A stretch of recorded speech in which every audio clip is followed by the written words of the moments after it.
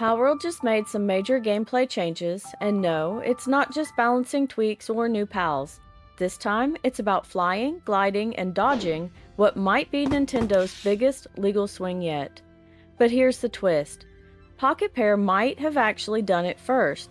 So why are they backing off now? If you're wondering how a 6-second flying animation could trigger an international legal chess match, buckle up. This isn't just about game mechanics, it's about patents, pressure, and a high-stakes move that could decide the future of Palworld itself. Big changes have dropped in Palworld, but it's not just surface-level stuff like new pals, although that is coming very soon. Pocketpair has made some deliberate, behind-the-scenes moves, and they tie directly into that looming legal battle with Nintendo. If you've seen my previous videos on the lawsuit, you'll know a lot of this is based on Game Phrase Explain It Like I'm 5 series, which is linked in the description. I highly recommend going over there and reading it for yourself. It obviously covers much more than I can in one video. So, what's going on? Why did Pocketpair suddenly patch the mechanics that fans loved? And how does this all connect to international patent law? Well, let's break it down. We all know about the big lawsuit brewing in Japan.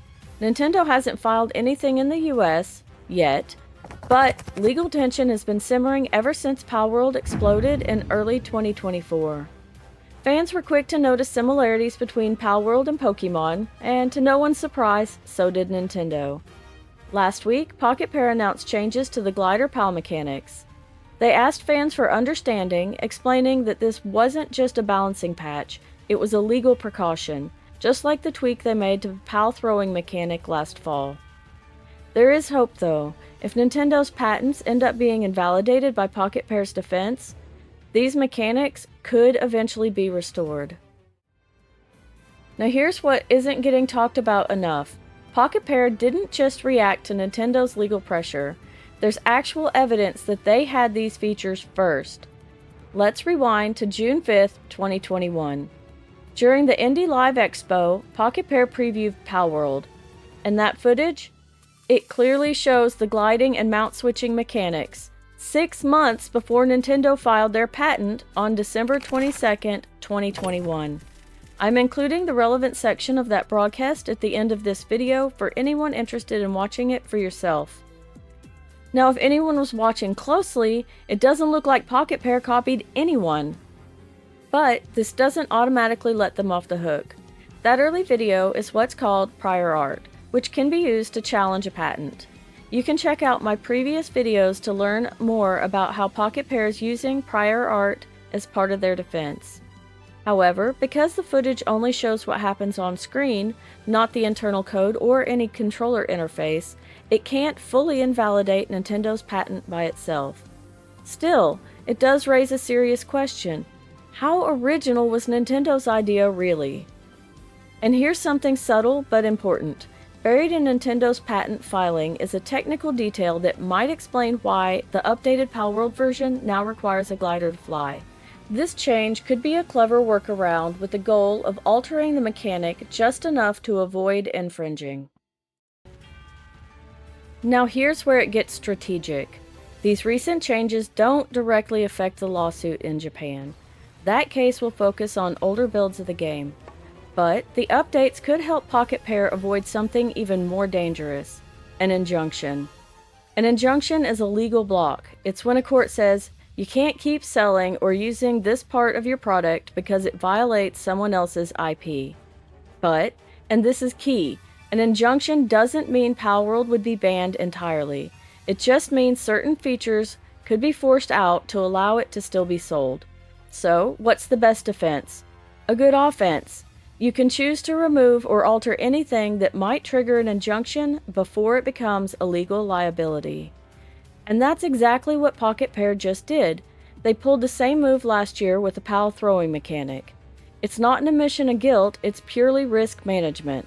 If a feature is close enough to something in a patent, it's better to tweak it now than face a court order later. So, what's with the timing? That answer doesn't lie in Japan, it's actually in the US.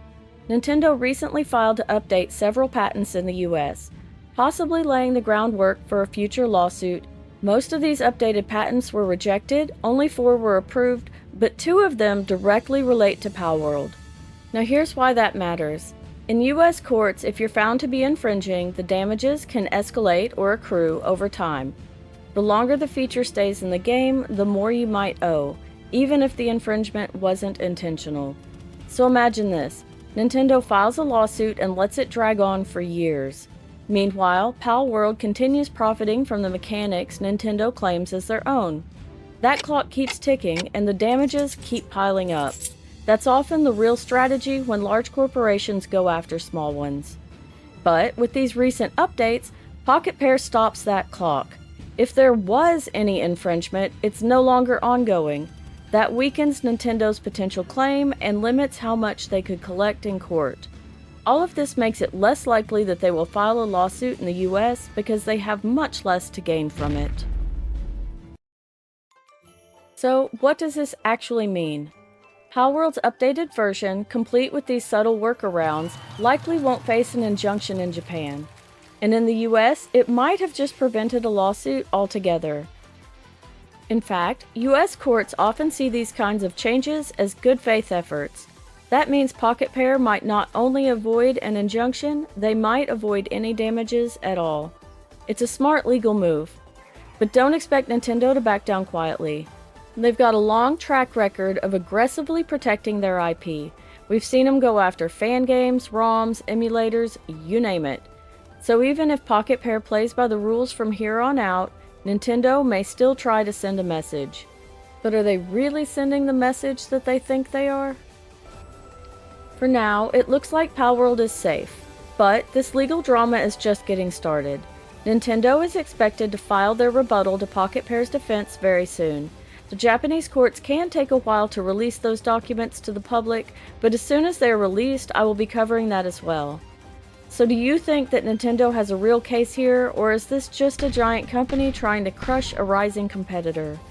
Subscribe if you want to stay updated on what happens next, and drop a comment and let me know. I read them all. If you'd like to do more to help me keep making these videos, you can become a channel member or join my Patreon. That's where the real bosses are. I appreciate every one of you, even if all you did was watch. I can't wait to see you in the next one. Until then, thanks for watching and keep on gaming.